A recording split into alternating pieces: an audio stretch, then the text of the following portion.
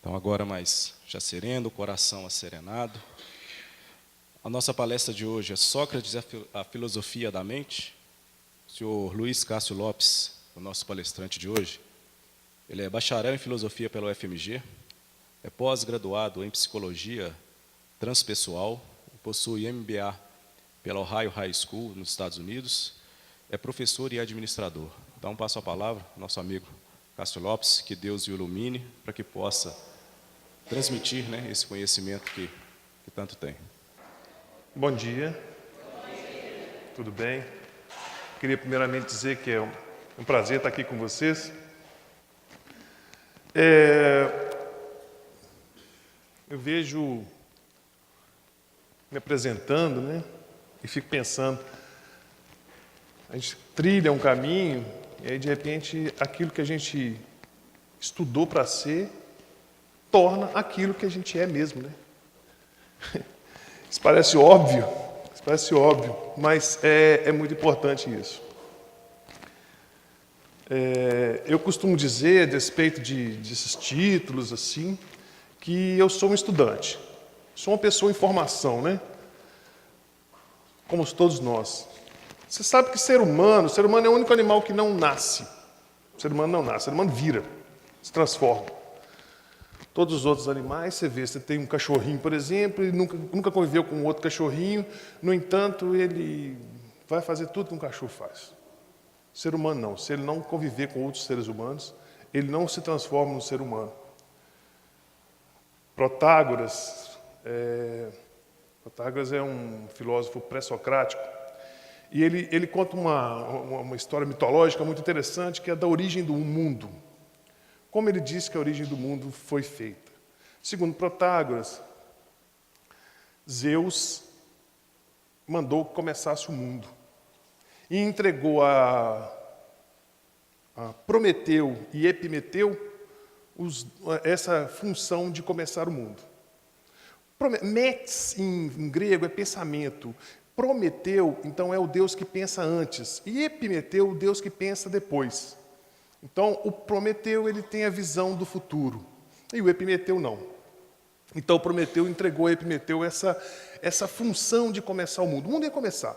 E aí, então, ele começou a distribuir as coisas para os seres que iam habitar a Terra. E distribuiu, então, força para um, velocidade para o outro, carapaça, pés protegidos, cascos para proteger os pés, e foi distribuindo.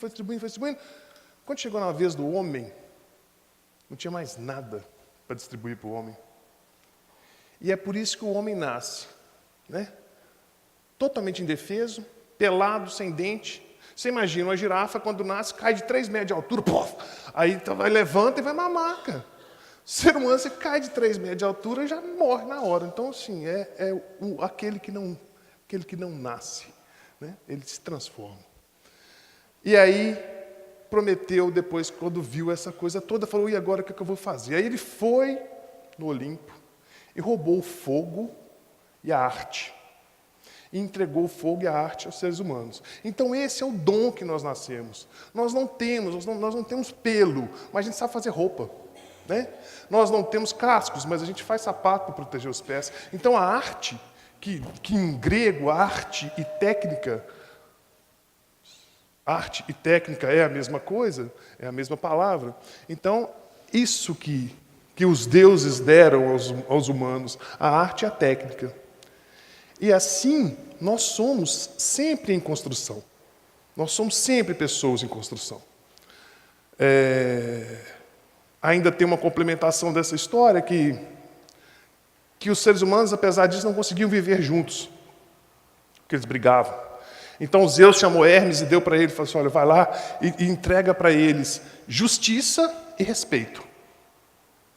E aí, com justiça e respeito, a gente consegue viver em sociedade. Nós temos a arte, nós temos a capacidade de transformar as coisas através do fogo, o fogo representando aquilo que você consegue transformar, e o respeito e a justiça, que faz com que a gente possa caminhar juntos. Então, para me apresentar, eu digo para vocês assim, eu sou uma pessoa que estou em transformação.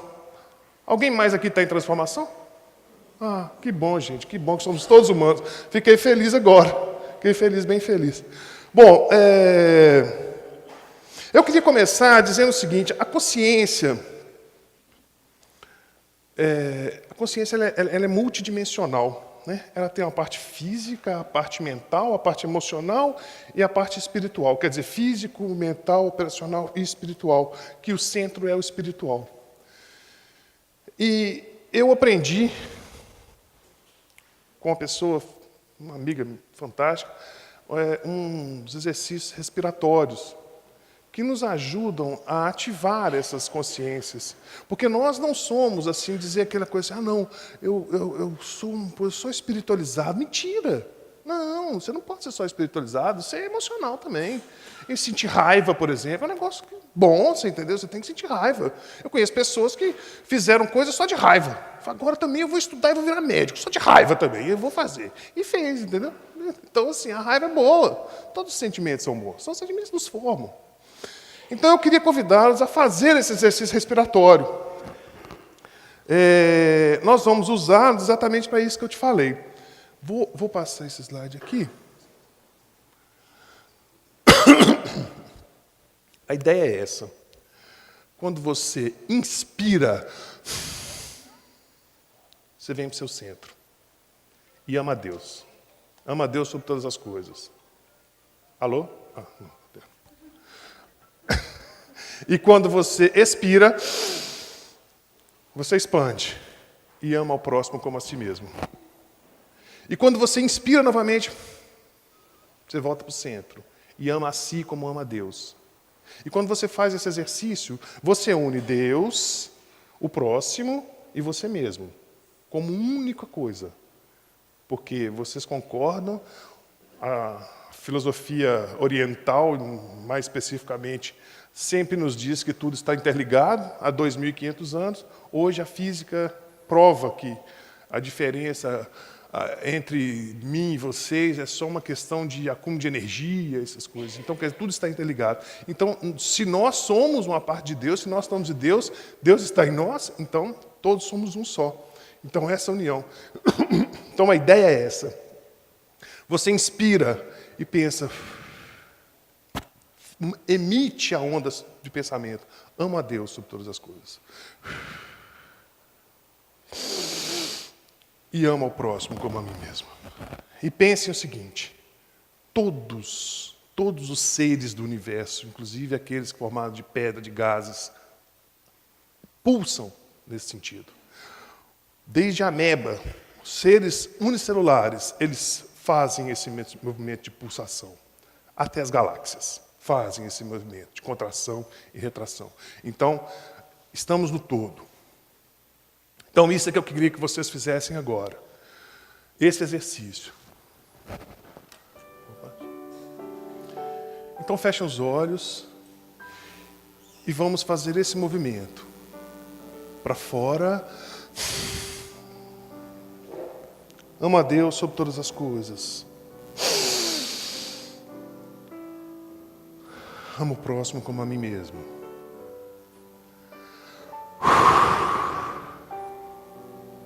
Amo a mim mesmo como amo a Deus. Continuem, por favor.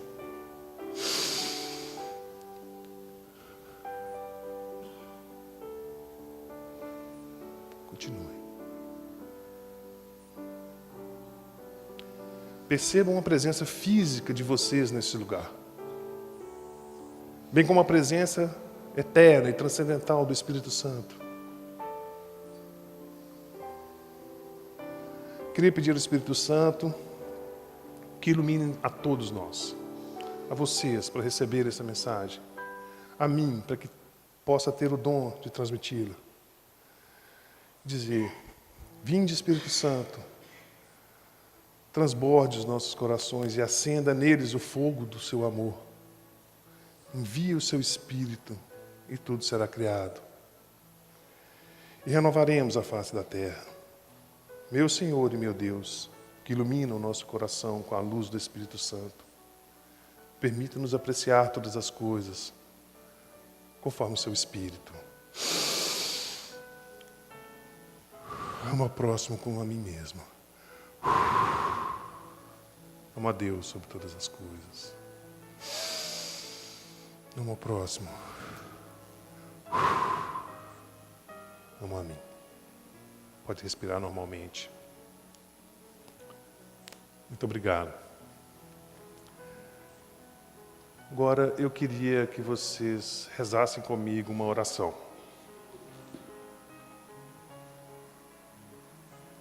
Essa oração. Essa oração foi nos dada por um monge anunciando o Jesus cósmico, que já está sobre a terra, já está fazendo as transformações, talvez melhor do que eu, até vocês saibam disso. Então vamos rezar. Invocação maior.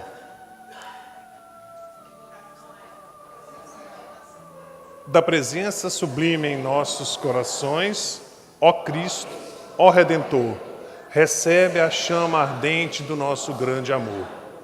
Da presença real que coroa as nossas mentes, ó Cristo, ó Potentado, acolhe a luz nascente e o poder despertado.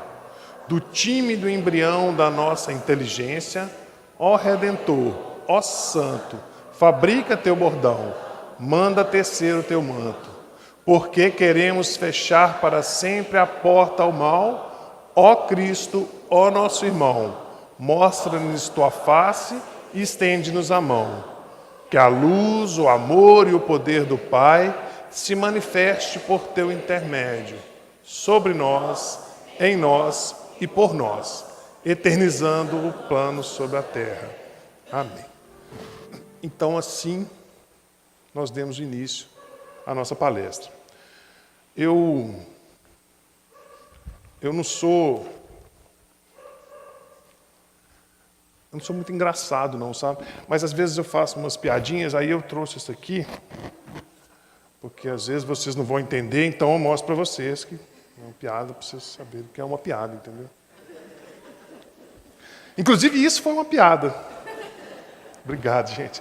Então, esse negócio é engraçado, né? Porque assim, fala assim, essa coisa, que é isso dela que eu estou falando, ela representa ela mesma. Não é interessante? Tem uns paradoxos que são assim, tem uns geradores de paradoxos, né? Paradoxo é aquela coisa que se contradiz, ela mesma contradiz a si mesma, né? Então você fala assim, um exemplo de paradoxo. Vocês já ouviram a expressão, não, vou pegar um melhor aqui. Toda regra tem exceção, vocês já ouviram? Isso é um paradoxo. Porque se toda regra tem exceção, e a regra que diz que a regra que toda regra tem exceção não tem exceção, então nem toda regra tem exceção, concorda? Fundiu? Olha, vê, toda regra tem exceção. Isso é uma regra, não é? Mas essa regra não tem exceção. Porque toda regra tem exceção. Então nem toda regra tem exceção, meu Deus, e aí, como agora que eu vou? Tem outro mais interessante, tem alguns, né? Tem vários. Mas assim, tem outro mais interessante, assim, Deus é todo poderoso, não é? Deus pode tudo, não pode? Todos concordamos com isso? Então Deus pode criar uma pedra tão pesada que Ele mesmo não possa carregar? Ué, então Ele não pode tudo, porque Ele não pode carregar a pedra? Pode? Pode carregar uma pedra tão pesada que Ele não possa carregar? Mas aí Ele deixa de ser poder tudo, é porque Ele não vai poder carregar a pedra?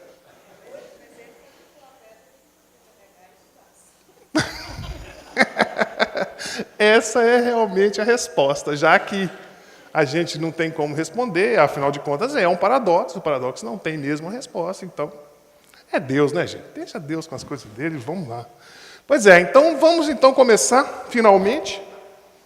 Não tem como a gente falar de filosofia sem falar da teoria. A filosofia é só teoria. Aliás, a filosofia é uma coisa interessante, que ela é meio sem fundo, assim, sabe? Parece uma coisa assim que... onde você puxa uma perninha e vem um ser inteiro. Aí você tem que puxar outra perninha e vem outro ser inteiro, entendeu? Então, e assim você vai. E quanto mais você vai, mais ela vai aprofundando e não tem fundo mesmo. Então, assim, eu vou começar dizendo por que a filosofia nasceu na Grécia. Embora às vezes a gente fale assim, filosofia oriental e tal, mas já é o uso da filosofia não no sentido primordial, primeiro da palavra. Tá? Já é um sentido figurado da palavra filosofia. A Grécia, ela teve estamos falando aí de século 8 a.C., quer dizer, 2.800 anos,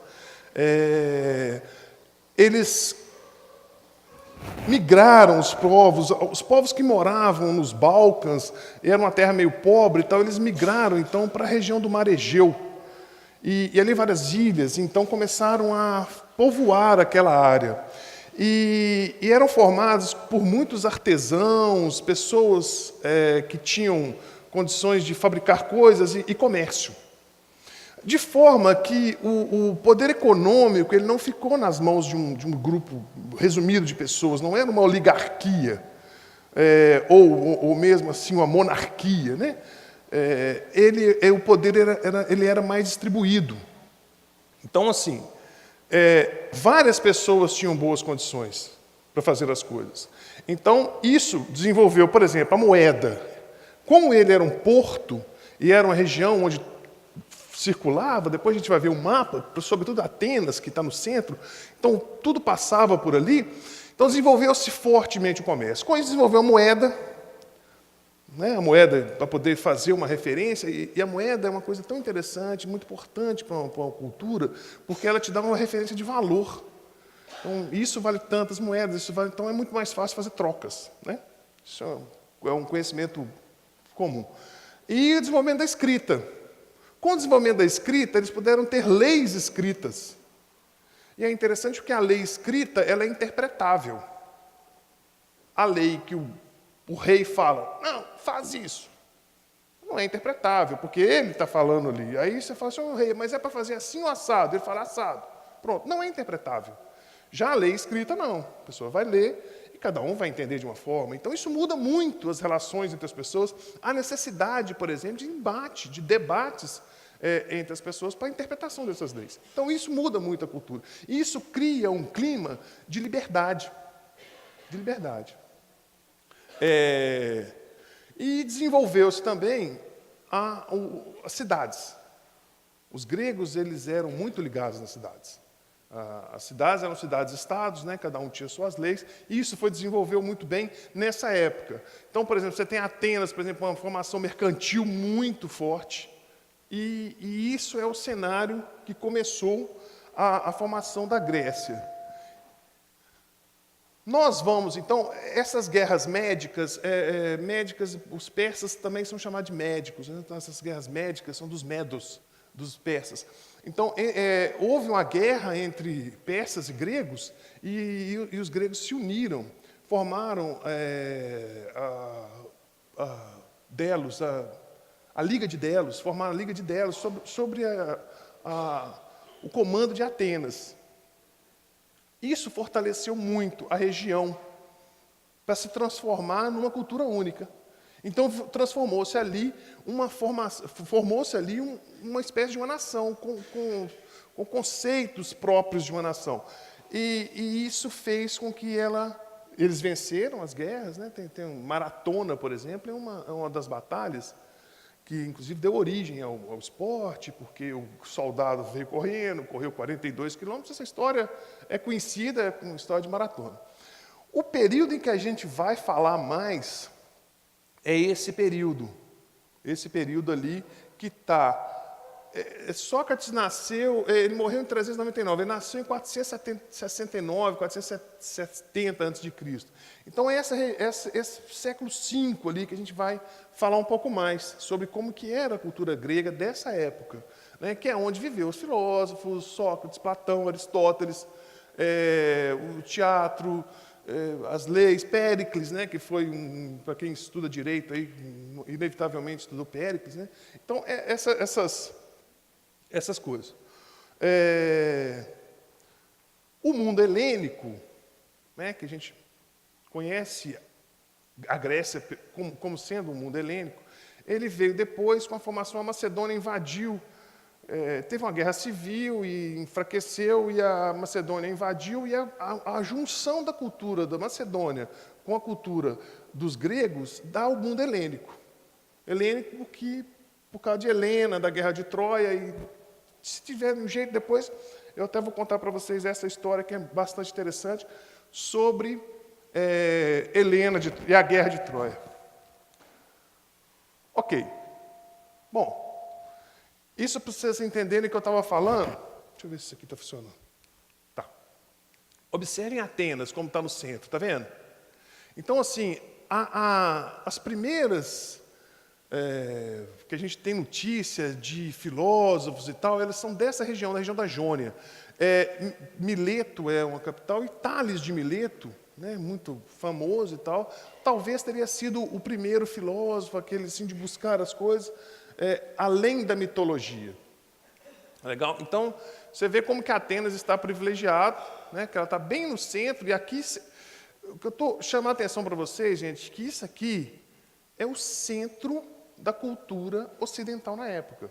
Você vê aqui ó, onde hoje era Eleia, onde hoje é Itália, está vendo? A Itália aqui, a Sicília, né? Então, tudo isso aqui era o mundo, por assim dizer, civil, enfim, o mundo que a gente conhece já sem ser bárbaro, né? Então, esse que é Eleia, por isso que Atenas talvez tenha assumido esse papel de liderança nesse sentido. Ah, passou, viu? Chique. Bom, quando a gente estuda uma cultura, a gente tem 3 coisas que a gente busca entender, para entender como que são essas variações. A arte, no caso a poesia em especial, a religião e as condições sociopolíticas adequadas para que uma cultura, uma forma de cultura se estabeleça. Ok? E nós vamos ver um pouquinho sobre cada uma delas. A arte. Olha, os gregos, eles não tinham textos sagrados, tal como os hebreus tinham. Mesmo os egípcios, eles não tinham verdades reveladas, incontestáveis. Eles tinham os livros de Homero, que é a Ilíada e a Odisseia. A Ilíada, né, conta sobre a guerra de Troia, e a Odisseia conta sobre o retorno do Odisseu para a terra dele. Ok? E aí, esses textos, eles tinham uma influência imensa no povo. Assim como a Bíblia tinha para os hebreus, esses textos tinham para o povo grego. Por quê? E por que esses textos? Porque Homero, o jeito de escrever dele, ele falava como que deveria ser, por exemplo, a postura de uma pessoa em relação às outras. Como deveria ser, por exemplo, você receber uma pessoa na sua casa. Tudo isso ele falava. E aí ele dava princípios, meios e fins para as coisas. Então ele explicava as coisas, embora de forma mitológica. Então Zeus fez isso, Atena fez aquilo e tal. Mas era uma explicação. E eu queria convidá-los, inclusive, a descer da sua presunção de achar que eles estavam errados e nós estamos certos. Porque nós também estamos errados. A ciência, a cultura, como eu disse para vocês, os seres humanos, é um ser em formação. Então, nós estamos certos hoje. Amanhã estaremos errados. Amanhã talvez vamos dizer assim, olha, que isso? Os caras abriam o peito do outro, punham um negócio para poder ficar marcando passo. Mas hoje isso é ótimo, não é? Né? Ao invés de fazer isso, que eu não sei o quê, porque afinal de contas eu estou nesse mundo ainda, eles usavam óculos. Para que isso? Vocês entenderam? Só para vocês descer da presunção de dizer que nós estamos certos. Ou então, assumir a presunção de que estamos certos mesmo, assim como eles também estavam certos. Todos estão certos no seu tempo. Ok? Então, a explicação que eles tinham era essa. A explicação. Então, Homero explicava, né, muito bem sobre a Ilíada, como proceder, e isso era, assim, tem uma frase que diz assim, que Homero é o educador da Grécia. E é fato. E outro texto, que é o texto de Hesíodo, que é a Teogonia. Teogonia é gnose de nascimento e teos de Deus, né? Então, é o nascimento dos deuses. Ele explicava, então, a Teogonia explicava o nascimento dos deuses. E como os deuses se confundiam muito com as próprias coisas que eles representavam, eu estou dizendo assim, por exemplo, você tem Netuno, que é do mar. Então, ele representa o mar. Mas mais do que representar, ele é o mar. Olha, eu vou dar um exemplo para vocês aqui, que talvez clareie isso, porque é muito difícil a gente pensar assim, mas como assim Deus é aquela coisa que ele... Não entendi. Mas se eu disser para vocês assim, olha, nossa, esse negócio aqui está um caos. Vocês entendem? Isso aqui está um caos, né? Desorganizado, uma bagunça. Pois é, caos é uma representação de Deus, é o princípio das coisas. É o caos, onde nada era, tudo estava em desordem, e depois o cosmos, que é a beleza, onde tudo está perfeito, tudo está perfeito. Inclusive a palavra perfeito é feito e acabado. Perfeito. Entendeu? Então, se eu falo para você de caos, vocês entendem. Então, aí eu quero que você, se eu falasse para você assim, de Netuno, aí vocês também deveriam entender mar, por exemplo, entendeu? Alguma coisa relacionada a mar. E era isso. Então, quando ele explicava, quando o Hesíodo explica os deuses, o nascimento dos deuses, e explica o nascimento dos planetas e tal, ele faz também uma cosmologia. Então, ele explica também como que o Sol nasce, por exemplo. O Sol nasce porque Hélio vai lá, né, o Apolo depois, com sua carruagem, vai levando o Sol. E quem anuncia? Quem anuncia são as auroras. A palavra aurora, e o nome aurora também, um nome belíssimo, é o nascer, o amanhecer. Por quê? Porque as auroras eram as filhas de Hélio, que anunciavam o nascer do dia. Então, por isso é aurora. Então, assim, o que eu estou querendo dizer para vocês era uma explicação, gente. Não tinha aquela ideia de, não, o Sol está nascendo lá porque a Terra está girando em torno dele. Não tinha essa explicação, mas tinha uma explicação muito boa, que explicava as coisas, pronto. Não tem que ficar pensando muito, entendeu? Então era essa que era a ideia. Depois essa ideia de princípio ela vai ser buscada muito pelos filósofos também, né? Primeiro pelos filósofos da física, nós vamos ver algumas coisas desses também, e depois pelos próprios filósofos, que aliás é o que nós estamos aí buscando até hoje, e que eu digo para você, né? Parece uma galinha cibernética, você puxa uma pena, nasce outra galinha, aí você puxa outra pena, nasce outra galinha, assim, entendeu? A filosofia é isso, isso não tem fim, e a gente está buscando esse fim. Um dia, talvez... Não quero chegar nesse fim, inclusive. Né? Se chegar nesse fim, seria o fim. Então, não posso. É assim. Então, beleza. Aí os princípios, os poemas, por exemplo, o princípio de justiça, temperança, justa medida, limites. Esses princípios eram trazidos nos poemas. Olha, e é assim. Primeiro a mitologia, depois a poesia e depois a filosofia. É nessa ordem que as coisas acontecem. Então, vem... esses limites. Isso é explicado e passado nos próprios textos. E isso forma aquilo que faz as pessoas conviverem.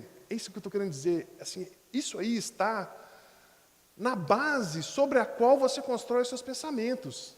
Isso é aquilo que você não consegue nem negar, nem pensar que não pode existir, porque isso... seria negar a própria sua existência. Você não consegue sair disso, porque é isso que está na base do seu pensamento. É a partir disso que você cria todos os seus pensamentos.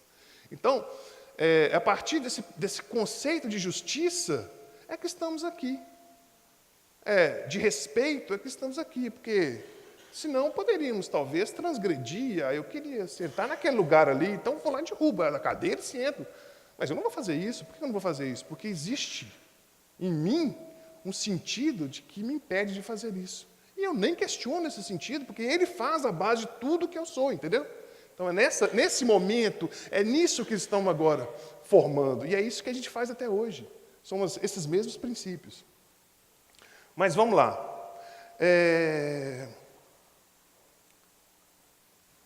Ok. Então, falamos da arte, né? Agora, falemos da religião, uma coisa bastante interessante a religião. Eles tinham duas religiões, os gregos. Tinha uma religião chamada de religião pública, que era uma religião vivida por todos. E tinha os deuses. E tinha esses deuses. As duas religiões, tanto a pública como a religião de mistérios, elas eram politeístas. Eles eram politeístas por natureza. E as duas religiões... elas tinham coisas semelhantes. Por exemplo, nenhuma delas tinha verdades reveladas, como eu disse para vocês. Não existiam textos e guardiões dos textos que falam, não, está errado, não, está certo. Ah, se for fizer isso, vai para o inferno. Se fizer aquilo... Não tem essa ideia. Isso, gente, é muito interessante porque dá ao povo uma liberdade de pensar, o que em outras culturas não era possível. E isso, como eu disse, a liberdade de pensamento, que é das duas também. E a necessidade de buscar explicações. A pública buscavam explicações nos deuses, né? E a gente vai ver daqui a pouco como é que era de mistérios. E também não tinham dogmas, como eu já disse, não tinha esses dogmas fixos e vinculantes que dizem, se você fizer dessa forma, você vai para o céu, se você fizer dessa forma, você vai para o inferno. Não é assim, é interpretável. Isso dá liberdade. Então vamos falar agora sobre a religião pública. Para a religião pública, tudo era sagrado, tudo. Então, se chovia, era porque Zeus estava mandando raio, né? Se tinha ondas, é porque Poseidon estava mandando as ondas, né? Como eu disse até, das manhãs das auroras. Se eu vou plantar e colhe, é porque Ceres está me ajudando a colher, né? Você fala assim, eu estou animado. E era assim que pensavam. Não só quanto às coisas da natureza, mas também quanto à vida social, que é também guiada pelos deuses. Por exemplo, Zeus era a justiça, Atena era a inteligência. Quando eles diziam assim, eu vou plantar, então estou animado. Animado é que tem ânima, que tem alma dentro. Então eu estou imbuído de Deus. Se eu vou plantar, eu estou imbuído do deus Ceres, da deusa Ceres. Porque eu preciso plantar e colher os meus cereais. A palavra cereais vem disso, de Ceres. Então você está imbuído de Deus.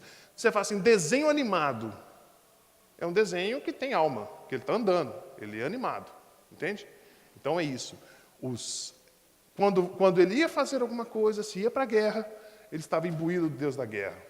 Se ele ia plantar, ele estava imbuído do Deus do pensamento, da plantio. E assim por diante. Então tudo era sagrado, tudo era dos deuses.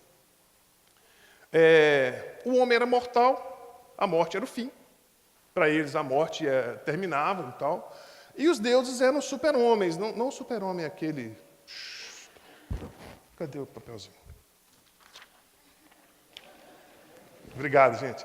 Então, não o super-homem, aquele que veste a cueca por cima da calça, não é esse. Eram super-homens, no sentido de que eles tinham as mesmas condições humanas, só que em grande escala.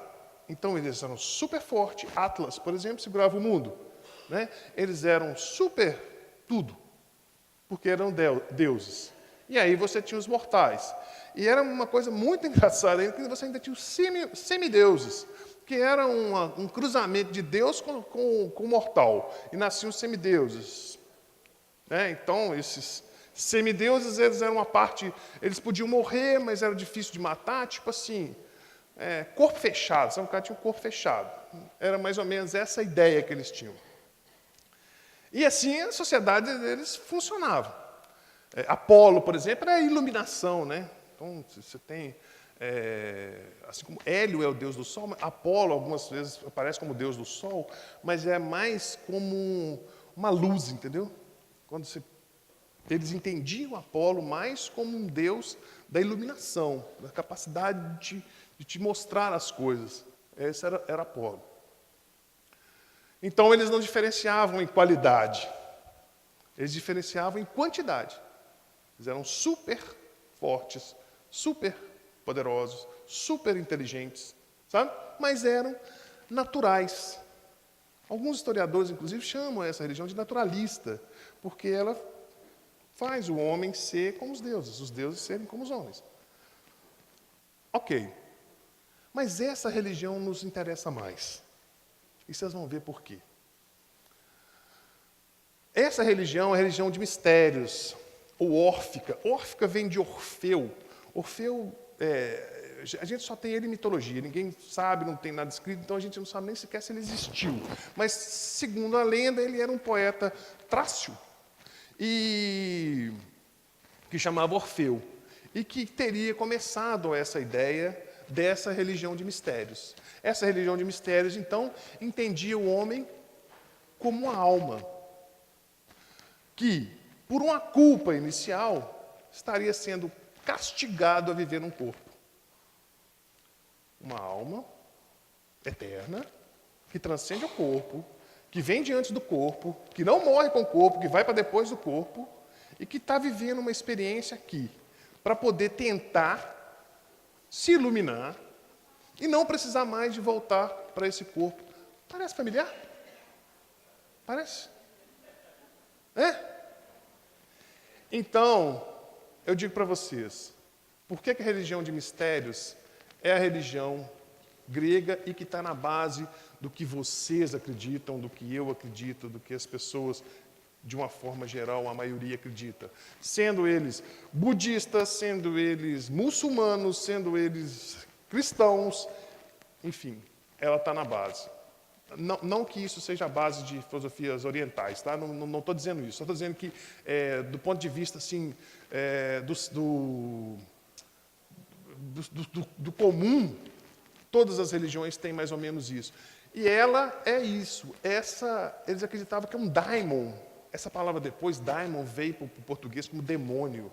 E tomou um termo muito pejorativo. A gente fala do demônio, a gente pensa logo no espírito mau. Mas para os gregos não, a palavra daimon era um espírito que fala com a pessoa.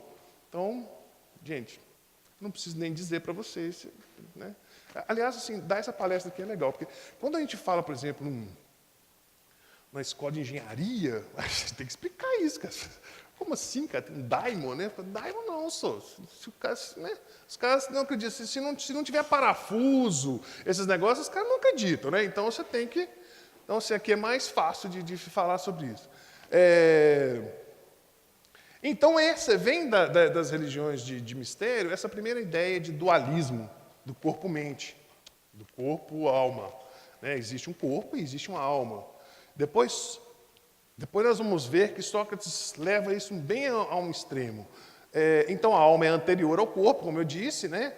E aí começam, inclusive, as contradições dos desejos do corpo e os desejos e os deveres da alma. Né? Também nós vivemos isso, né, gente? Temos nossos desejos e a gente diz, não, eu não posso viver dos meus desejos, porque senão eu vou ser uma pessoa... Né?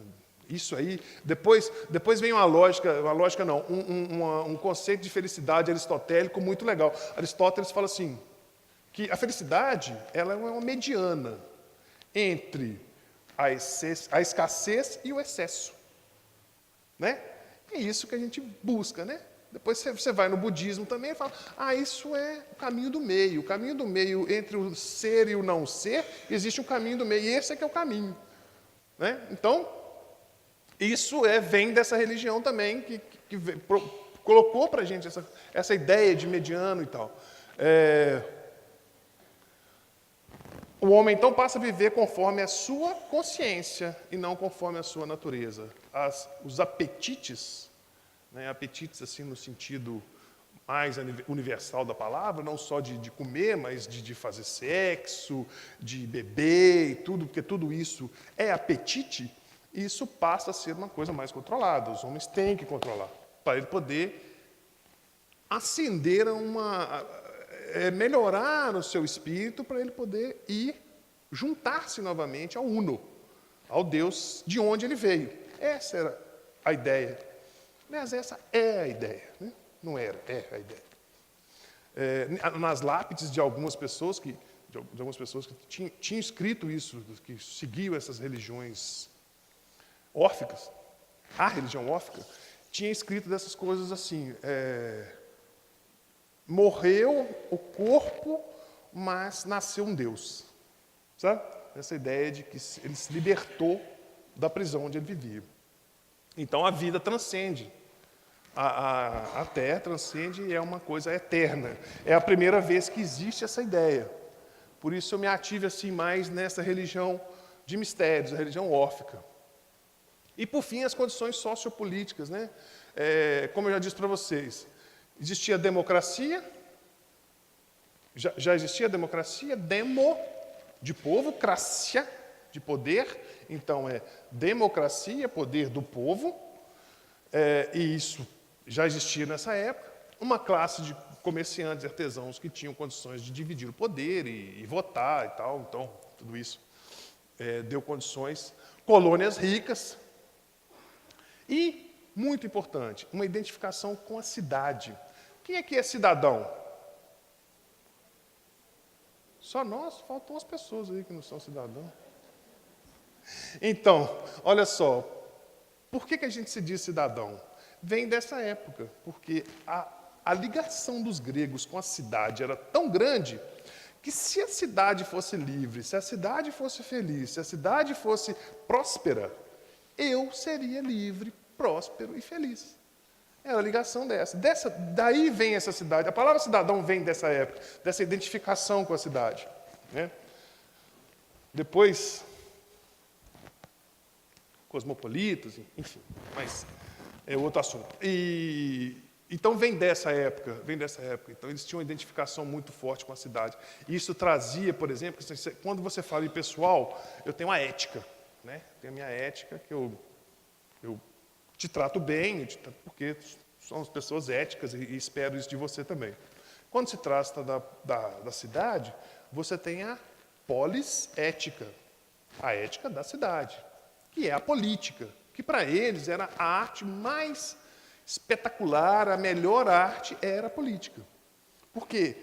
Pensa, se eu me identifico com a cidade, se aquilo que acontece com a cidade acontece a mim, as pessoas que cuidam da ética da cidade são as pessoas que cuidam de mim, num sentido mais amplo, inclusive, entendeu?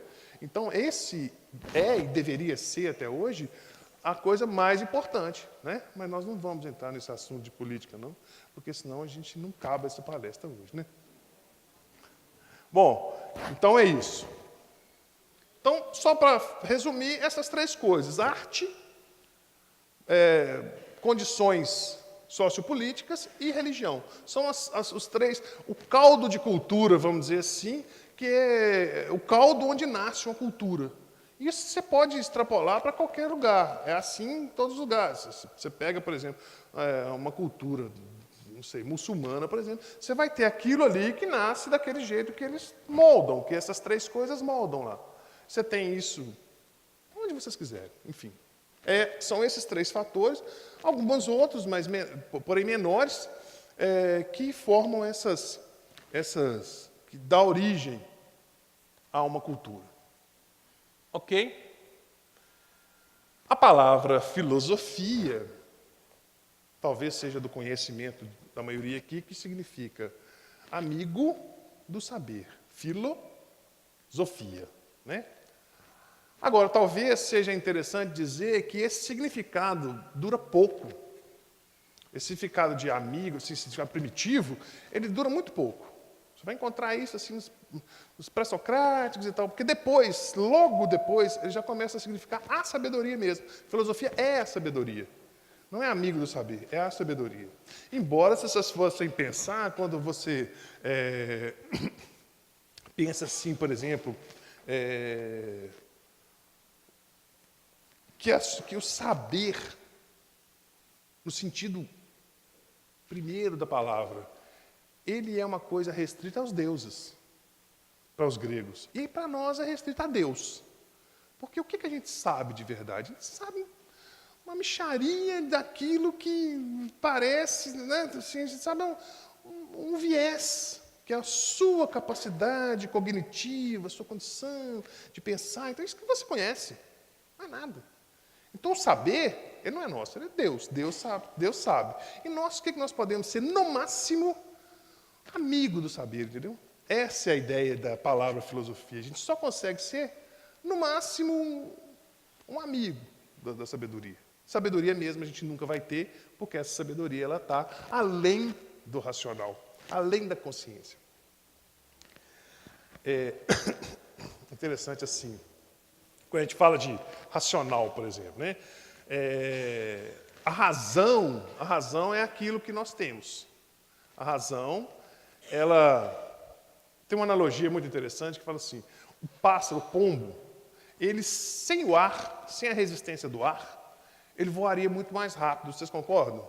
Né? Se não tivesse a resistência do ar, ele voaria muito mais rápido. Mas é a resistência do ar que faz ele voar. Então é isso. Talvez se não tivéssemos a consciência, a razão, se não fôssemos seres racionais, fôssemos todos apenas intuitivos, voaríamos mais rápido. Mas, no entanto, o que dá condição de sermos intuitivos, de conhecer e tal, é a razão. Então a gente não pode se desfazer dela, entendeu? Porque ela está na base daquilo que a gente é, afinal. É só uma ilustração sobre a razão, sobre o racional. Bom, e que tipo de saber? Saber epistêmico.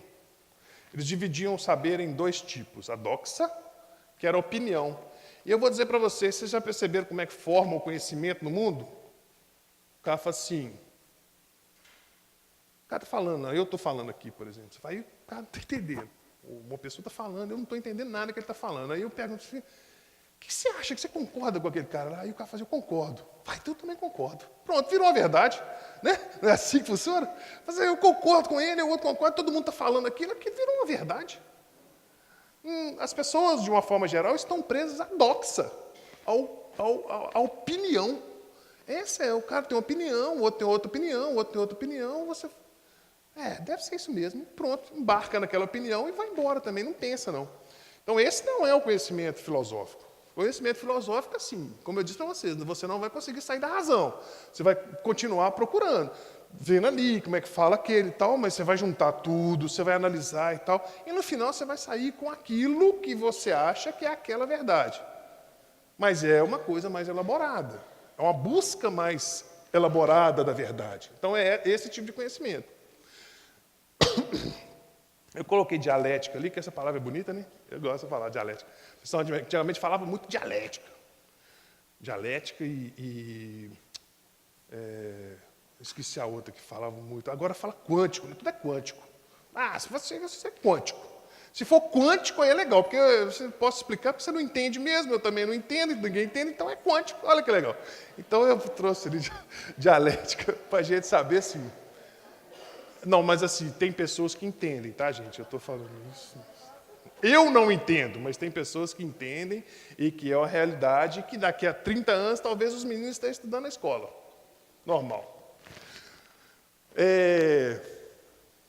A dialética que ele faz, ele supõe uma coisa e tenta negar aquilo de todas as cores, de todas as formas. Tenta negar absurdamente aquilo que ele afirmou. Ele afirma uma coisa e começa a bombardear essa coisa com várias... E Sócrates fazia isso com os seus interlocutores. O cara fala, eu acho que o amor é belo. Pô, então se o amor é belo, ele quer a beleza. Mas então... E ele começa a fazer um monte de questões a respeito disso. Né? Até provar para a pessoa que aquele pensamento que ele tinha, aquela verdade que ele encontrava, que ele sabia, não é verdade. Ele mesmo se contradizia. Esse era o método que Sócrates fazia, inclusive, muito. Né? Vai testando, até chegar ao conhecimento epistêmico, que no fim é o conhecimento, que é aquilo que nos nutre. Ok?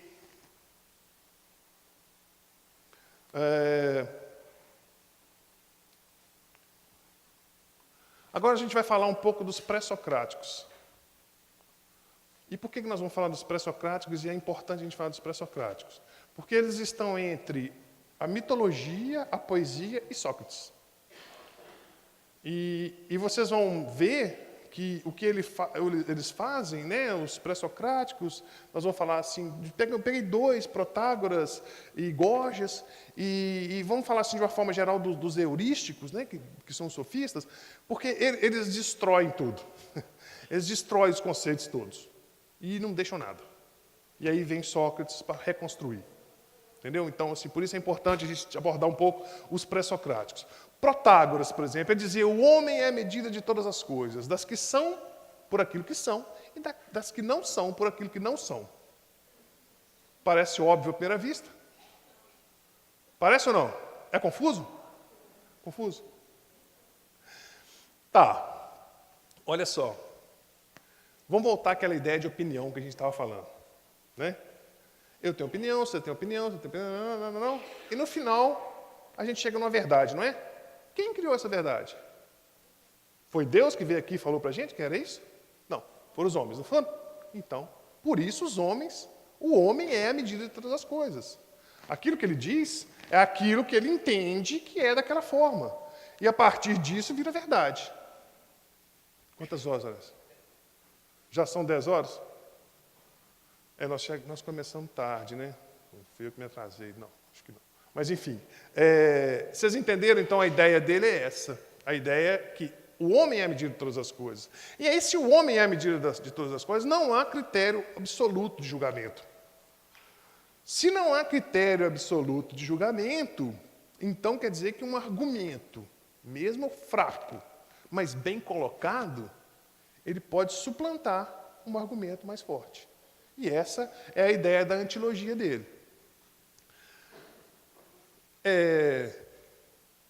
Com respeito aos advogados, respeito muito, mas eles fazem isso o tempo todo, né? O cara fala assim, 2 mais 2 são 4. O cara pergunta, depende, você é meu cliente ou não? Vamos pensar primeiro, vamos ver qual que é, né? Então, assim, mas isso é da natureza da profissão dele, e ele não está fazendo nada errado, inclusive é assim mesmo, né? É criar essas opiniões. Depois nós vamos ver que, levado isso a um termo muito maior, isso pode ser assim prejudicial, mas é a realidade, né? Então, esse argumento, isso era a ideia dele, que bons argumentos, eles podem suplantar os argumentos mais fortes, mesmo sendo mais fracos. Mas ele tinha uma coisa que vamos dizer assim, tinha um limite, entendeu? Ele não ia, igual Gorgias, depois nós vamos ver sobre Gorgias, mas ele diz assim, não, mas o homem é medido pelo útil para ele e pelo útil pela cidade. Então, ele não pode simplesmente usar da má-fé e de pegar um argumento, mesmo que ele saiba que é falacioso, para poder suplantar um outro, se isso não for útil. Então, ele havia esse limite. Esse é Protágoras. Bom, aí depois vem Gorgias, não. Aí eu peguei Gorgias também como um outro dessa mesma linha, que ele dizia o seguinte, a razão se limita a iluminar fatos, circunstâncias e situações da vida dos homens e da cidade, na sua concretude e na sua situação contingente. O que ele está querendo dizer é o seguinte, a verdade é contingente. Não existe uma verdade absoluta. Contingente no sentido, ela está situada num tempo e no espaço. E eu não posso dizer que Gorgias estava e que está errado. A única coisa que eu posso dizer é que talvez exista uma verdade que seja única e absoluta. Talvez essa verdade seja Deus. E ele não considerava isso. Ok? Mas no sentido de contingente, eu digo mesmo. Olha, assim, se você for em um lugar, em uma outra cultura, você vai ver que as verdades deles são diferentes da nossa. Né? Então, as mulheres aqui podem frequentar, por exemplo, eu vi uma charge outro dia, achei bem interessante. Uma mulher de burca e uma mulher de biquíni, um oriental e um ocidental, obviamente. E aí a de burca, a de biquíni, né, que é ocidental, fala assim, olha, toda coberta. E a mulher de óculos escuros também. Biquíni e óculos escuros. Aí a mulher fala, olha, toda coberta, só os olhos de fora. E a outra mulher pensa assim, olha, toda descoberta, só os olhos tampados. Então, qual que é a verdade, cara? Não tem a verdade ela depende, ela é contingente. Eu não posso negar que Gorgias dizia isso com razão, entendeu? Que as coisas são assim. Ele foi o primeiro cara a falar do niilismo. O niilismo, a palavra nil, ela significa nada. E ismo é o mais importante, né? Toda vez que tiver um ismo, o mais importante é o nada para ele. Então, niilismo é aquilo, o mais importante é que nada existe. O ser não existe. Nada existe. Aí você fala, pô, acabei de deixar de existir, pô, eu estava feliz dessa existência, né? Estava aqui tranquilão, deixei de existir. Não, mas veja, o que ele está falando é que o ser, a palavra ser, a gente usa muito ela assim. A é B. Isso é o verbo ser, né? A é B. Então, quer dizer, no sentido de que A se assemelha àquilo que é B. Né? Cássio é magro. Isso é um verbo mentiroso, mas assim, tem esse verbo. Esse fulano é isso, entendeu? Ok. Mas tem o uso da palavra, para os gregos, sobretudo, que é o verbo enquanto ele mesmo. Por exemplo, Deus é. Vocês concordam que Deus é? Né? Deus não é. Alto, baixo, magro, gordinho, barba branca, né? Esse de barba branca, por exemplo, não é Deus, é Hermeto Pascoal, né? Hermeto Pascoal é assim, gordinho, branco. Então, assim, Deus é, simplesmente. Então, esse verbo ser, os gregos, ele é aquele que existe, existiu, existe e existirá. Tá certo? Então, aí ele vai dizer que esse ser não existe. Esse que é eterno não existe. Esse é a ideia de Deus. Por isso ele diz, não existe o ser, nada existe. E aí ele diz, se o ser existir, ele é incognoscível. Bonita essa palavra, incognoscível. Vou explicar para vocês o seguinte. Quando você entende, aquilo você tem a cognição daquilo. Entender é ter a cognição. Então, se Deus existir, você não é capaz de entendê-lo. Ok? Essa é a ideia dele. E se ainda assim você for capaz de entendê-lo, ele é inefável. Outra palavra bonita. Inefável é aquele que você não é capaz de dizer sobre ele. Ainda que você conhecesse Deus, você não seria capaz de falar sobre Deus, explicar aquilo que você conheceu. Essa é a ideia dela. Então, nesse sentido, a palavra é nada. A palavra, ela, como ele diz depois aí, num certo momento aí, a palavra não diz a cor. A palavra só diz a palavra. Ela não é a cor. Né? Hoje, atualmente, a gente tem um conceito interessante, que é o conceito de qualia.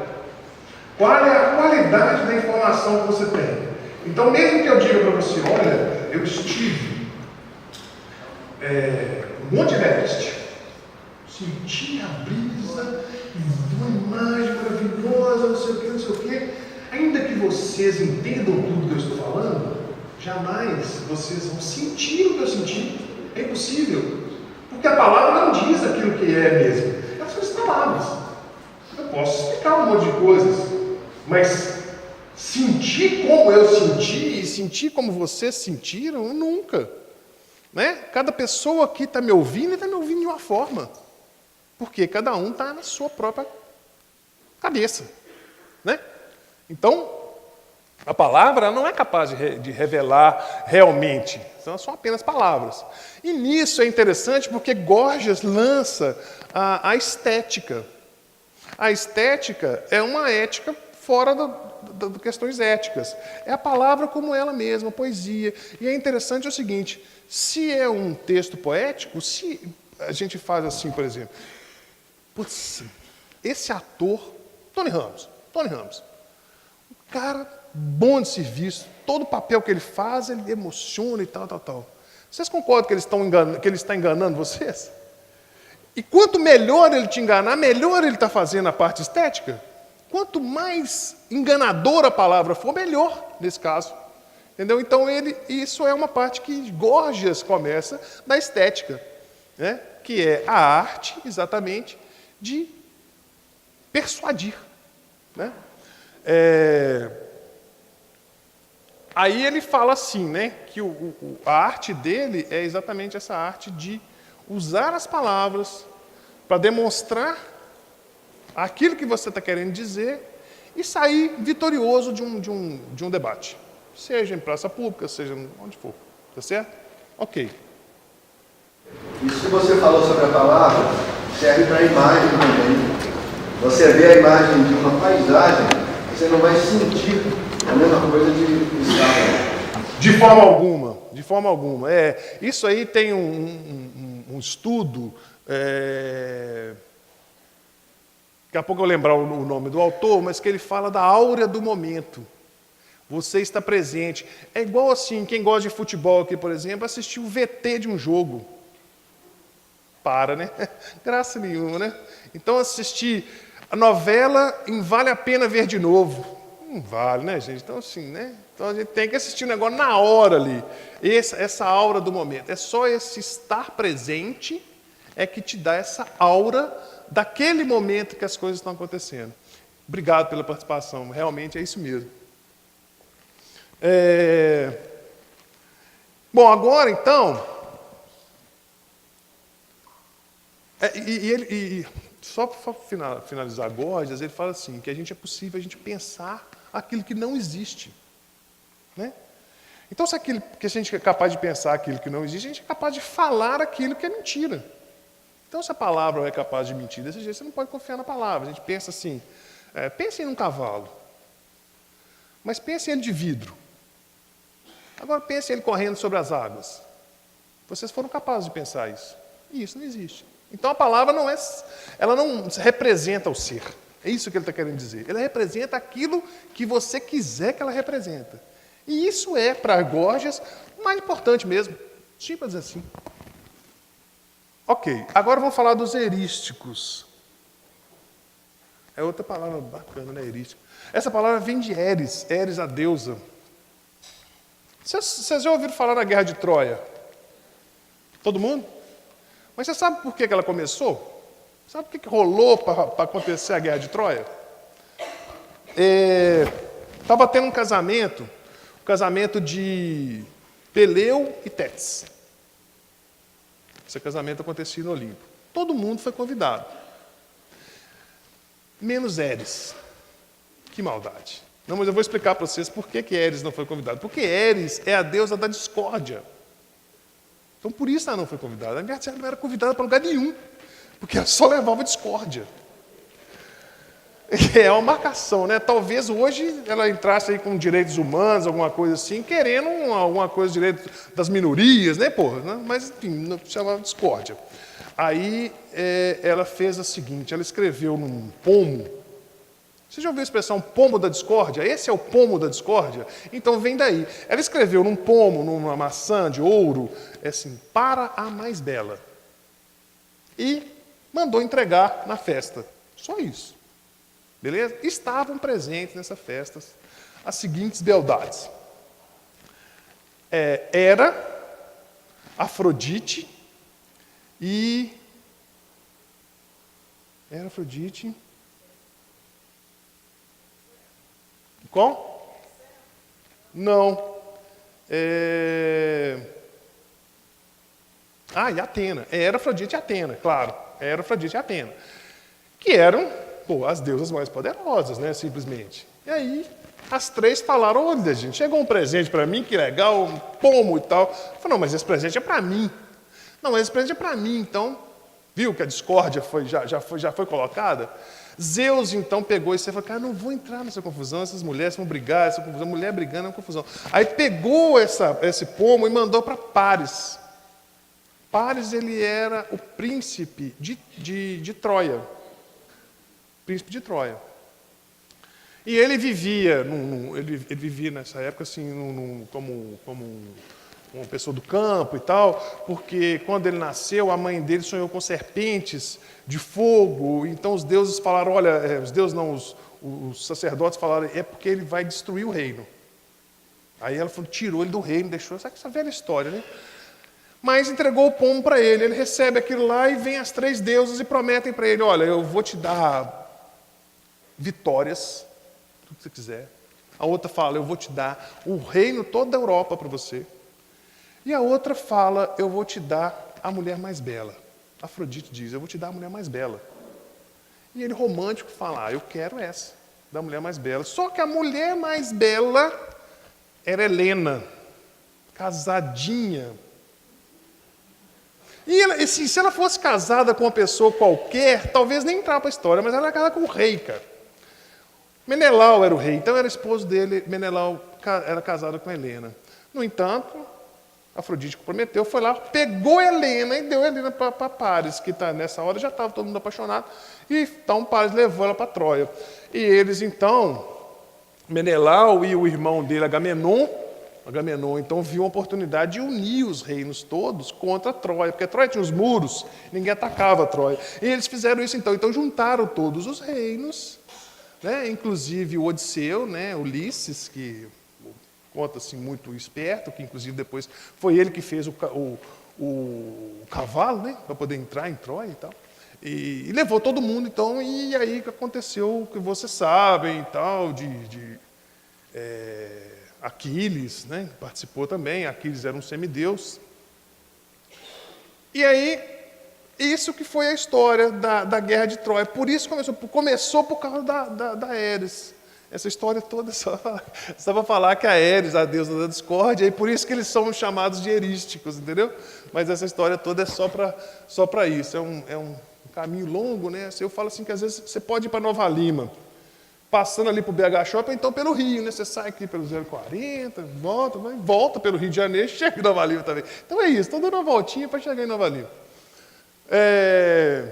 Mas esses caras, então, eles corrompem a ideia de antilogia de Protágoras, que era, vocês lembram que Protágoras dizia, não, o argumento mais forte, ele vai suplantar o mais fraco, mas você tem um limite, que é o limite da utilidade para a cidade. E eles esquecem esse negócio de limite e falam assim, ó, o que você tem que fazer é convencer as outras pessoas que você está certo e que ele está errado. Do jeito que você vai fazer, isso não importa. E eles começam a usar uns sofismas, né? Sofisma é aquilo que parece verdade, mas não é. Tem uns exemplos, eu vou dar um exemplo simples, bobo de sofisma. Fala assim, o gato caça rato. O gato tem pelo. O cachorro tem pelo. Logo, o cachorro caça rato. Entende?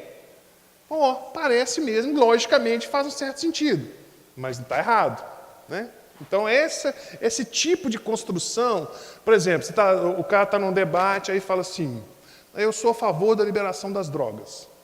Essa é a opinião dele, ele só falou isso. Aí o outro fala assim, pois é, você está falando que você é a favor da liberação das drogas. Mas, como os traficantes roubam, matam, vendem armas, não sei o quê, então quer dizer que você é a favor de roubo, de arma, de tal também. Isso é um tipo de sofisma. E você vê isso acontecendo toda hora. As pessoas colocam na boca do outro uma palavra, porque ele disse uma coisa, e todo mundo fala, é mesmo, hein? Mas não é, ele não falou isso. Ele só falou que ele acha que não deveria, por exemplo, criminalizar uma substância. É só isso que ele falou. Qualquer substância que seja. Entendeu? Só um exemplo de sofisma. Não quero entrar nessa discussão, não. Coisa não. Então, eles começam a fazer isso. Então, o divino, eles negam a concepção antropomórfica, né, que é aquela que dá a ideia de deuses como homens, negam isso, mas não colocam nada no lugar. Também negam os filósofos da Físis, que achavam que os princípios eram, por exemplo, a água, o fogo, a terra, né? Todos eles tinham essa coisa, depois fazem não, são os 4 elementos, negam isso também. A verdade. Antes da filosofia, a verdade era aparência, e agora eles falam assim, não, a verdade é aquilo que te ajuda a vencer uma discussão, isso que é a verdade. E o homem é um ser que busca as suas realizações, só isso. Então, vocês percebem como existia mitologia que explicava bem as coisas, né? De uma forma mitológica, mas explicava. Depois vem a poesia, que também explica as coisas, de uma forma ainda assim mitológica e tal. Aí vem os filósofos da física, que ensinam os princípios assim e tal. Depois vem esses caras e derrubam tudo. É terra arrasada, não tem mais nada. E aí, isso aqui é um resumo, não vou passar porque eu já falei tudo isso aqui, mas é um resumo de como são as ideias deles, tá legal? E aí, finalmente, a gente começa a nossa palestra aqui, que é sobre Sócrates, né? Tá vendo? Vocês acharam que tinha chegado atrasado? Não, porque agora que vai começar, viu? Ok, gente, então vamos falar um pouco sobre Sócrates, tá legal? Beleza? Todo mundo comigo até aqui? Fechado. Então, Sócrates.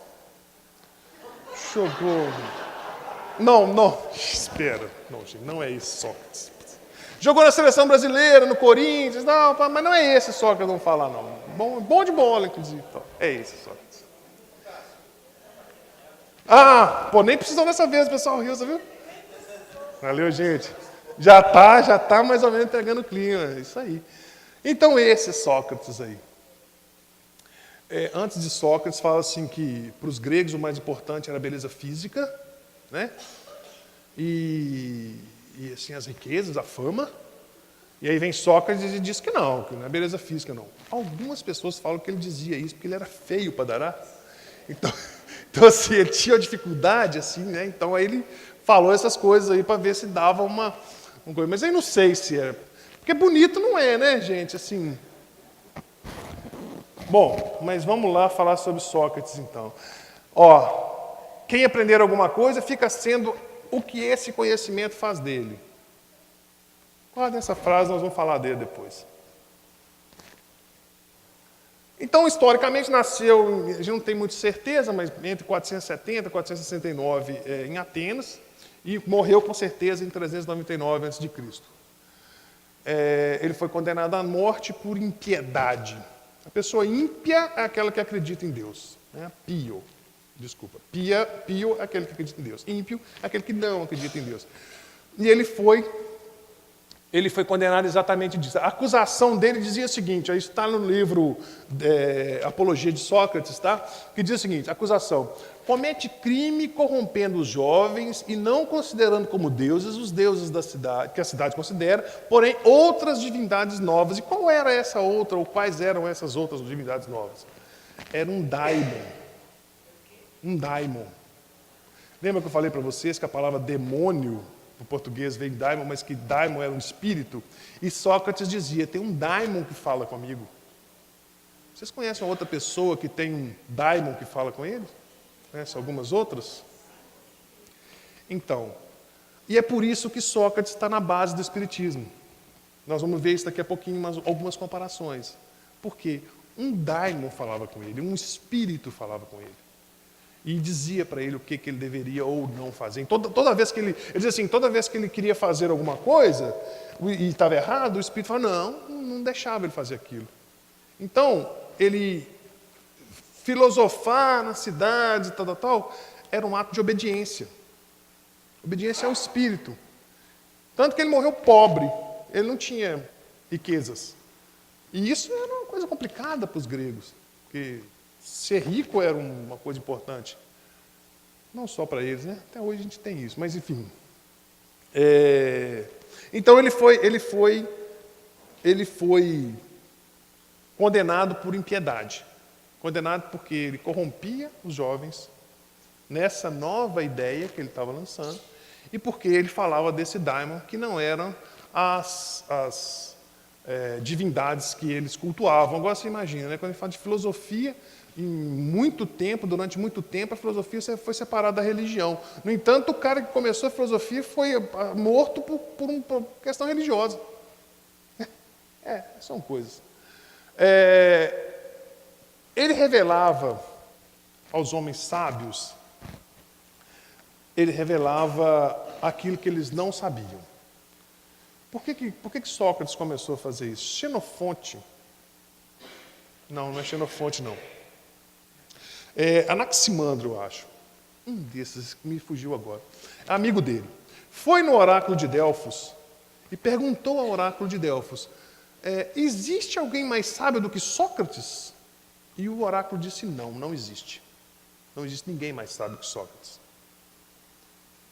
Aí você pensa, né? Fosse eu, por exemplo, já ia tirar onda. Já ia chegando carteirado, dá licença, eu sou Sócrates. O oráculo falou que eu sou o cara mais inteligente, dá licença, daí você sentar nessa cadeira aí.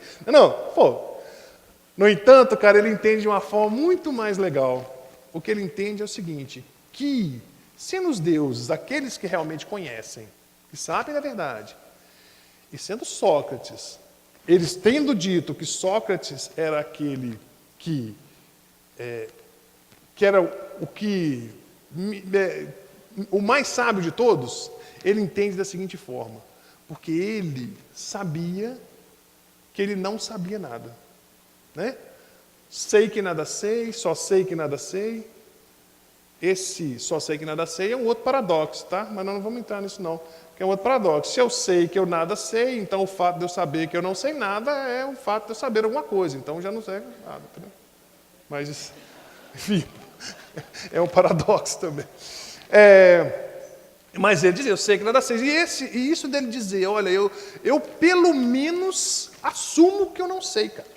E esses caras que dizem que sabem aquilo que não sabem, é pior.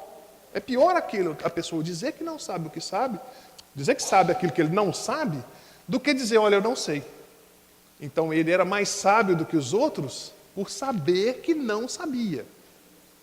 Não é por saber, mas saber que não sabia.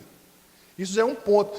Se você for pensar, deixa eu ver se eu coloquei isso aqui. Não sei. Se eu coloquei, depois eu pulo. Existem quatro níveis de conhecimento. Tá? O primeiro nível de conhecimento é a incompetência inconsciente. Ou seja, você nem sabe que não sabe. Vou dar um exemplo, se dizer que você nunca tivesse visto um carro na sua vida. Então passa um carro, você não sabe o que é aquilo. Então você é incompetente e inconsciente. Ok? Esse é o primeiro nível. Aí você vê o carro. Você passa a saber que existe um carro. Então o segundo nível é a incompetência consciente, ou seja, você já sabe que não sabe. Né? Já deu um passo importantíssimo. Pelo menos você sabe que é aquilo que você não sabe. E é aquilo que você tem que buscar aprender. Então, okay. O terceiro nível de conhecimento é a competência consciente. Ou seja, você fala assim, agora eu vou tirar a carteira, eu vou aprender a dirigir esse negócio. Aí você entra no carro, né? A maioria aqui deve ter carteira, e vocês devem se lembrar que quando vocês começaram a dirigir, você fala assim, entra no carro, fecha a porta, põe o cinto, agita o espelho, né? Pisa devagarinho na embreagem e passa primeiro e vai soltando, pô, morreu o carro. Né? Não era assim? A pessoa não podia nem conversar, ligar o rádio nem pensar, né, cara? Não dá para dirigir com o rádio ligado, né? Então, aí, ok, esse então é a competência consciente. Você sabe, mas você tem que pensar o tempo todo naquilo que você está fazendo. E o último nível é a competência inconsciente. Hoje você já não pensa para dirigir. Você entra no carro, liga o carro, vai embora. Aliás, o carro passa a ser uma extensão do seu próprio corpo, né? Você fala assim, pô, bateram na minha traseira ontem. Puta merda. Mas ninguém te deu, tá? Parece bater no carro, né? Então você já pensou, você coloca o carro como extensão. Você não tem mais que mirar, por exemplo, para passar num lugar. Você passa, você olha e fala, cabe meu carro ali. Né? Então, essa é o outro nível de consciência. Então, o que o Sócrates está falando é que ele estava, além dos outros que se diziam sábios, no primeiro estágio, que é a sabedoria de saber que não sabe. Entende? Então, esse é o sentido da frase, eu sei que nada sei. Só para ficar claro, porque às vezes a gente fica pensando que o cara é burro. Não, não é. Aí você fala, pô, mas Sócrates era burro? Não, não era. Ele sabia muita coisa, mas aquilo que ele sabia era muito pouco daquilo que era verdade realmente. E é isso, esse é que é o problema. Por que ele é condenado? Porque ele revela às pessoas isso. E ele coleciona inimigos. Gorgias, por exemplo, ele tem no livro Fédon, ele tem uma conversa com Gorgias, aquele que eu falei ainda há pouco. E ele faz Gorgias cair totalmente daquilo que ele está falando, porque ele vai perguntando para Gorgias, mas então o mais importante é isso, e aí cai em contradição, ele faz ele cair em contradição. Né? E ele já arrumou o inimigo, então ele vai no sábio, arruma o inimigo. E chega lá e diz, ele fala isso nesse livro também, Apologia de Sócrates, ele fala isso, que ele foi nos sábios, e aí foi ver, o conhecimento dele era mentiroso. Ele sabia, achava que sabia. Aí depois ele foi nos poetas, e achou assim muito legal, porque eles falavam coisas que eram muito reais assim e tal, mas ele entendeu que eles falavam porque eles tinham uma iluminação, entendeu? Ele não é por conhecimento, era uma iluminação. Aí foi nos artesãos, as pessoas que construíam coisas. E aí perguntou para eles também. E aí ficou na dúvida e tal. Aí viu que assim, eles sabiam fazer, mas eles não sabiam por que faziam. Eles tinham um know-how. Sabia que não fazem assim, mas ele não sabia o porquê daquilo que eles estavam fazendo. Então não era um conhecimento de verdade, entendeu? Ele não achou conhecimento em lugar nenhum. E aí as 3 pessoas que acusaram ele foi exatamente representando essas 3 classes que acusaram, porque ele colecionava inimigo. É simples, né, gente? Imagina uma pessoa assim, poderosa, em cima do orgulho dele, sentado naquele orgulho, aquele ego assim que invade 2 quarteirões o ego da pessoa, né? Aí chega um cara e começa a questionar ele em público, porque as coisas eram feitas na ágora, né? Só existiam 2 formas de relacionamento, ou era ágora, que era público, ou o noikos, né, que era a coisa privada, só existia essas duas essa forma de relacionar, e era na lata, assim, não era aquele negócio de mandar e-mail, mandar um WhatsApp, xingando o cara, não, isso não, era na lata, então assim, o cara saía desmoralizado e virava inimigo, e é por isso que ele foi condenado. Esse negócio de dizer que ele era ímpio, isso foi só uma forma. Gente, temos visto tanto isso, né, a pessoa que pega um aspecto e condena por todas as outras coisas interesses condenam essa pessoa por esse aspecto. Então é isso, ele revelava aos homens isso. É Xenofonte. O amigo de Sócrates é Xenofonte. Nome estranho, né? Beleza. Aí, tá vendo? Acho que eu já falei esse tem todo. O Deus que poderia ser sábio de verdade, ele que diz que sabe de verdade, é isso que eu estava falando para vocês, que diz que ele é sapiente, mas ele entende por isso, porque ele é sábio, porque ele pelo menos sabe que ele não sabe. É isso que esse slide está dizendo, que eu já falei para vocês.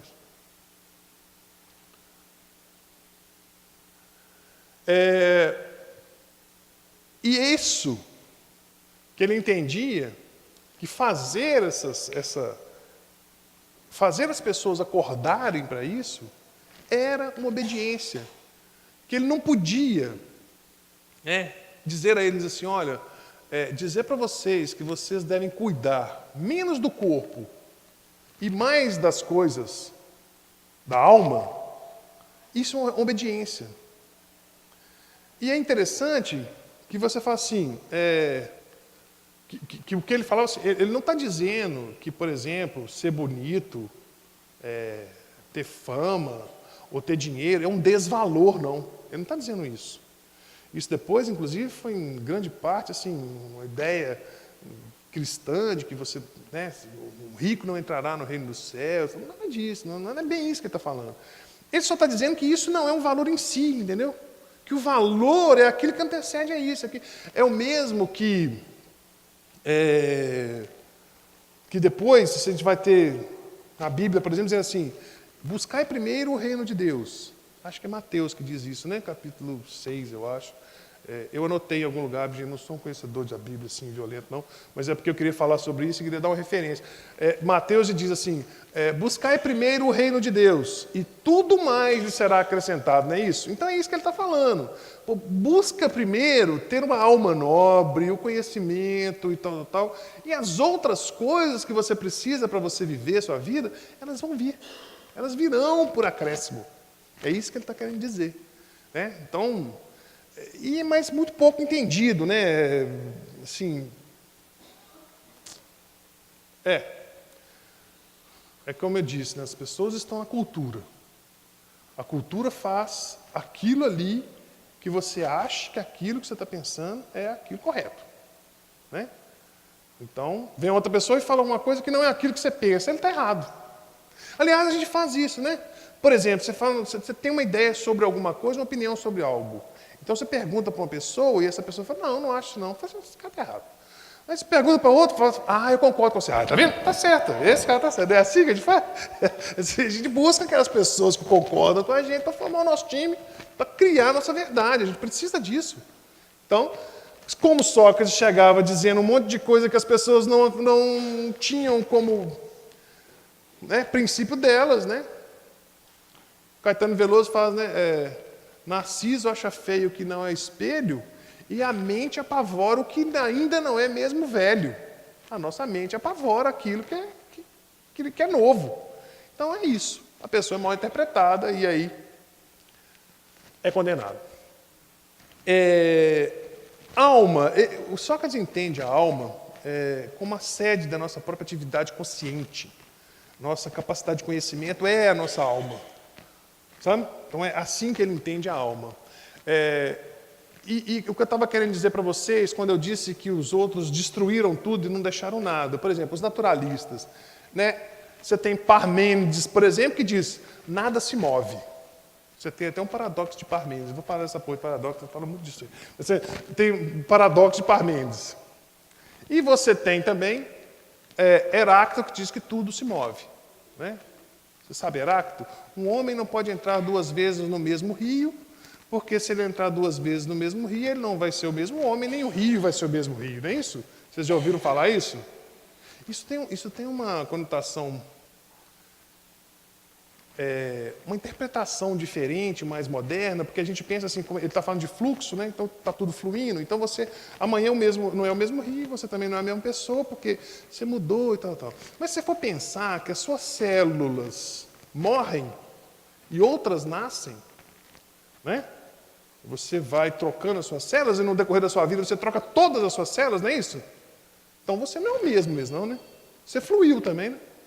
Realmente, nós não somos os mesmos no sentido nem físico. Então, não estou dizendo que Heráclito estava certo, e nem estou dizendo que Parmênides também estava certo em dizer que o movimento não existe, né? Mas o fato é, os naturalistas diziam há e não há. E aí, vem os outros falando, então não acreditar em nada mais. Os céticos, por exemplo, não vou acreditar em mais nada. Vou suspender minha razão, porque já que tudo pode ser e não ser, o que é? Não é nada, né? E os naturalistas buscavam qual é a natureza última das coisas. Ou seja, de onde vem? Qual o tijolinho básico que constrói todas as coisas? Seria o átomo, por exemplo? Né? Essa é uma ideia um pouco mais para frente deles.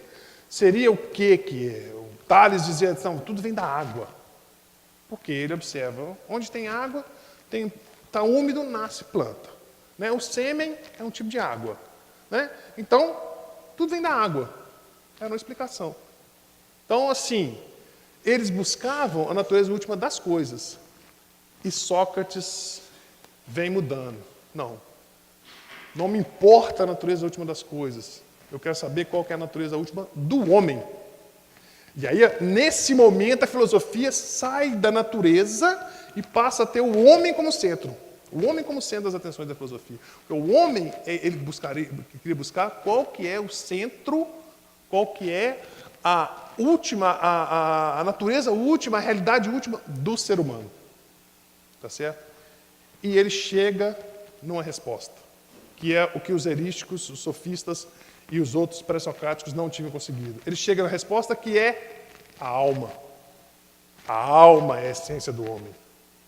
Eu vou falar para vocês sobre essências, vejam. Vamos pensar no que é uma essência. Quando você tem uma laranja, né? E você tira a casca da laranja, você continua tendo a laranja, né? Aí você tira os gomos da laranja, você continua tendo os favos, que ainda é laranja. Aí você tira, né, fica semente, que ainda é laranja, né? Aí você tira a semente, o que fica? Nada. Não. Fica a laranjitude. A essência da laranja, aquilo que você entende como laranja. Porque se eu digo para vocês laranja, aliás, quando eu fiz esse movimento, todo mundo imaginou uma laranja na minha mão. Você já tem essa essência da laranja. Então é isso. Você tira tudo do ser humano, tira os cabelos, tira as roupas, tira o corpo. Sobra o quê? A alma.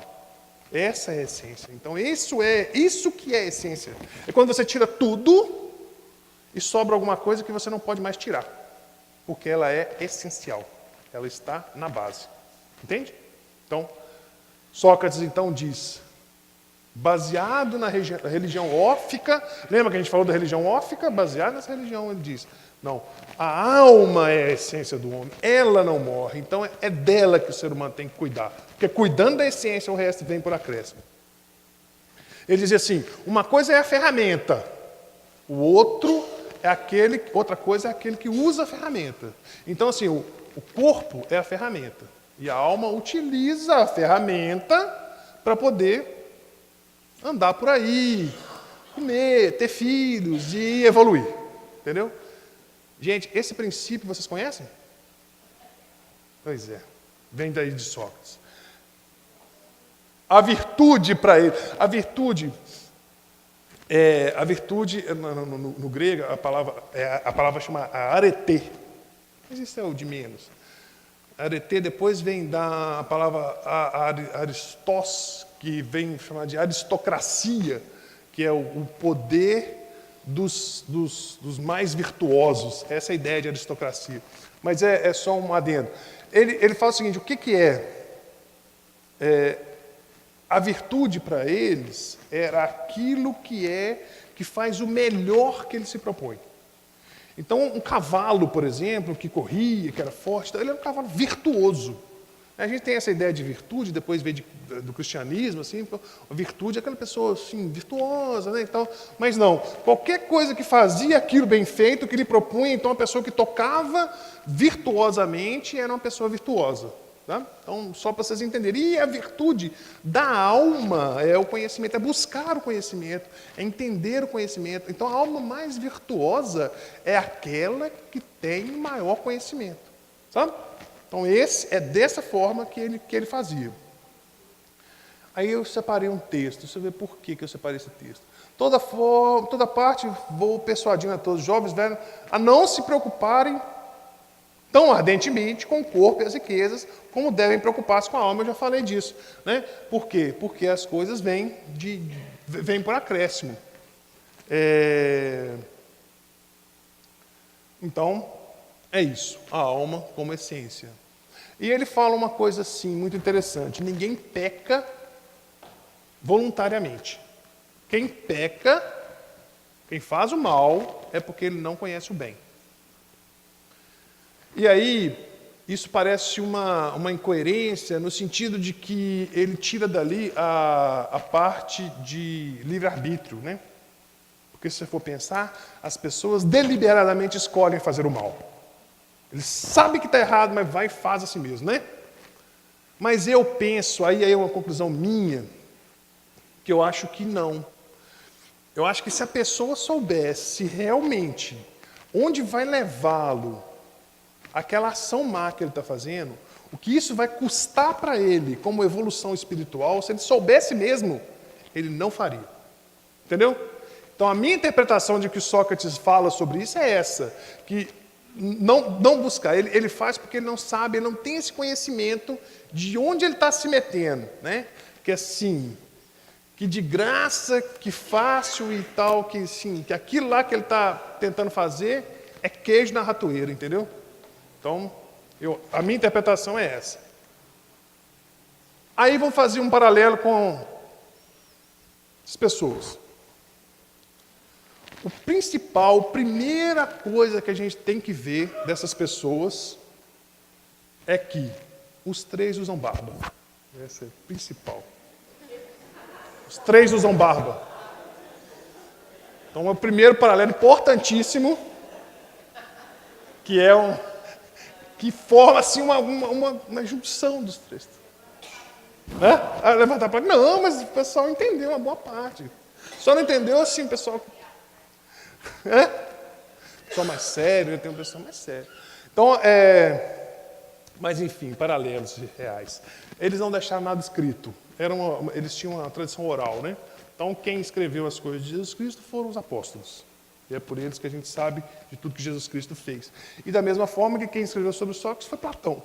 Então, às vezes, assim, é até difícil dizer, foi Sócrates que disse isso ou foi Platão que disse isso. Porque Sócrates escrevia, Platão escrevia. Então, duvido muito que ele não incluiu ali umas ideias dele também, né, e tal, enfim. Mas, ainda bem que ele fez isso, né? Ainda bem. Os 2 morreram como criminosos, né?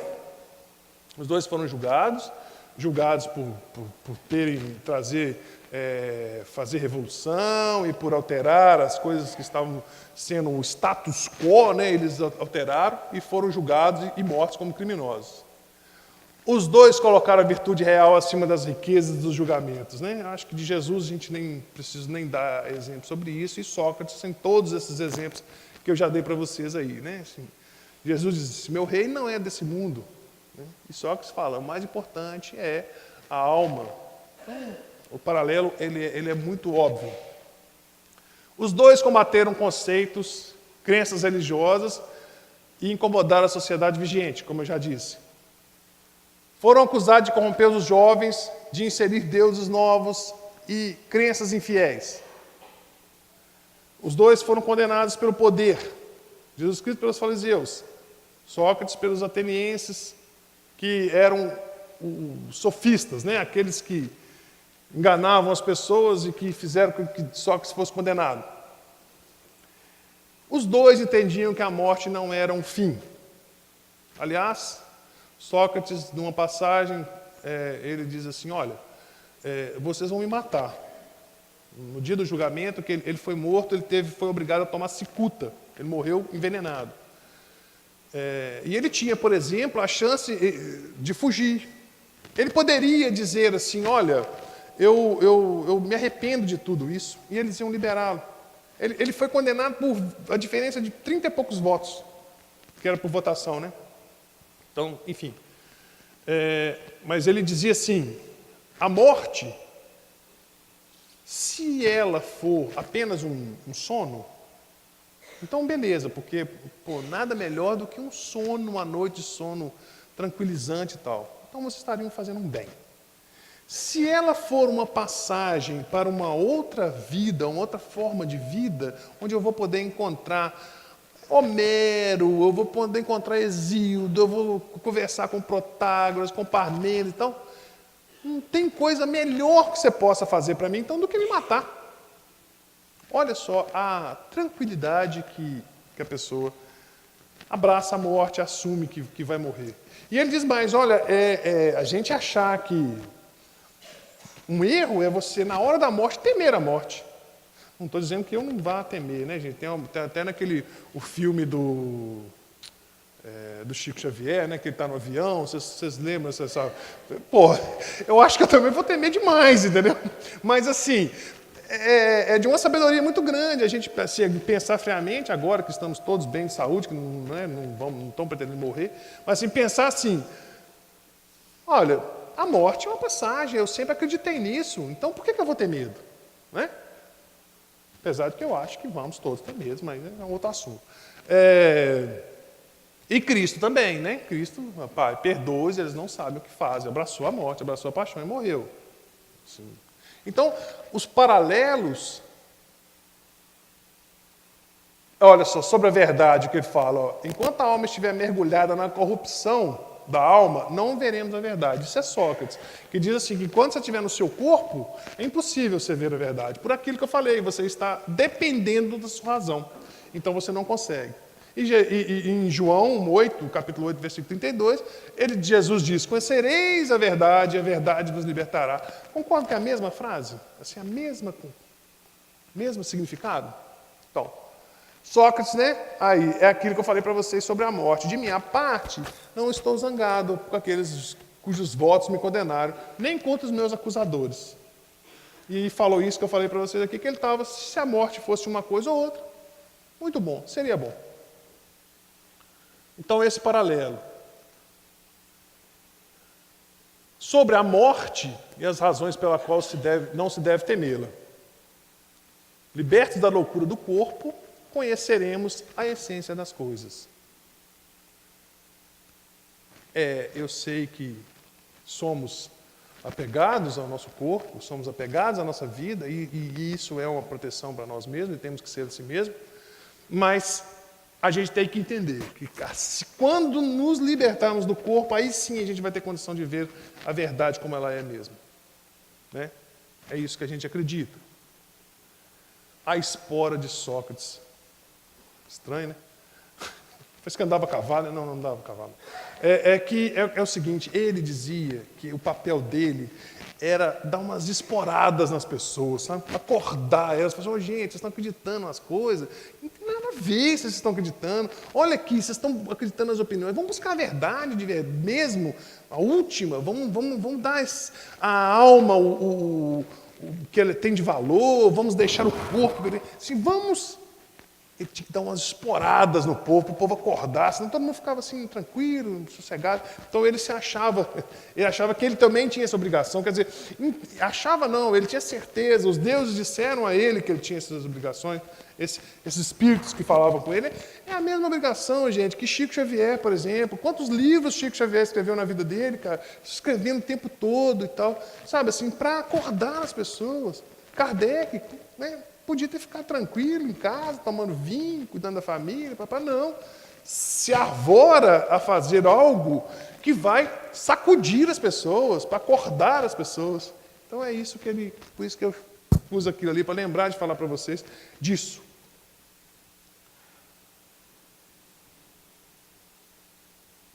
O Espiritismo tem Sócrates e Platão como percussores da ideia cristã. Isso está no livro dos Espíritos, o Evangelho segundo o Espiritismo. Na introdução ele fala isso literalmente, que Sócrates e Platão foram os precursores. E hoje a gente viu que Sócrates e Platão já representavam uma ideia mais antiga, que é a ideia da religião órfica, né? A religião de Orfeu.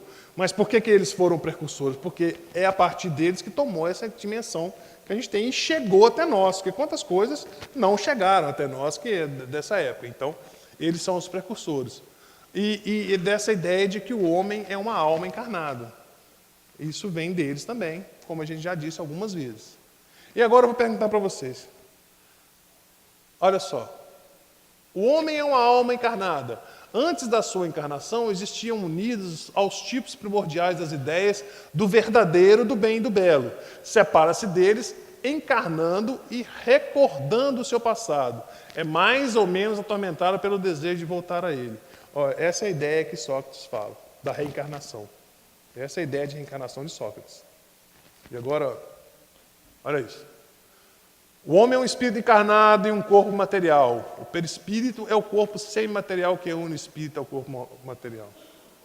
Então, assim, as semelhanças elas são muito grandes. Então, eu acho que trazer aí para vocês, falar sobre Sócrates, eu acho que foi por isso que a gente acha que é a gente que escolhe, né? Que eu que escolhi o tema, ou que Orestes talvez tenha escolhido o tema, sei lá. Mas eu acho que transcende a gente, uma coisa que a gente não entende. Quando a gente começa a estudar filosofia, a maioria das pessoas entra no curso de filosofia e vira ateu. Não, negócio de religião, esse negócio é o pensamento racional, René Descartes. Não falo Descartes, Descartes é muito religioso. O pensamento, Karl Marx, assim, tal. Aí você vira ateu. A razão é que vai dominar, a religião está no mundo.